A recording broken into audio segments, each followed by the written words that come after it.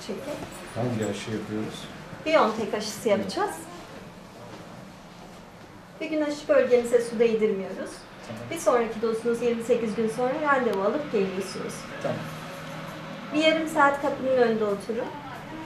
Geçmiş olsun. BioNTech aşısı oluyor değil mi? Evet, BioNTech. Konumuz serbest kalsın.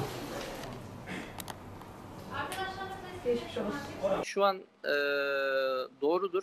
Sinovac aşısı yeterli miktarda İl Sağlık Müdürlüklerinde olmadığından dolayı ve aile sağlığı merkezlerinde olmadığından dolayı şu an için randevu alınamıyor aile sağlığı merkezlerinde. Zaten sadece Sinovac aşısı yapıyoruz biz aile sağlığı merkezlerinde. BioNTech aşısı ise bu saklama koşullarından ötürü sadece hastanelerde yapılıyor. Çünkü aile sağlığı merkezleri BioNTech aşısını saklamaya uygun değil. Şu an devlet hastanelerinde BioNTech aşısı mevcut. Randevu alabilenler aşılarını olabilirler. Yani BioNTech aşısını da gönül rahatlığıyla olabilirler. mRNA aşısı, inaktif aşı, vektör aşı. Bunların çok bir önemi yok. Hatta BioNTech aşısının daha koruyucu olduğuna ilişkin çalışmalar mevcut. Bir de şunu da belirteyim.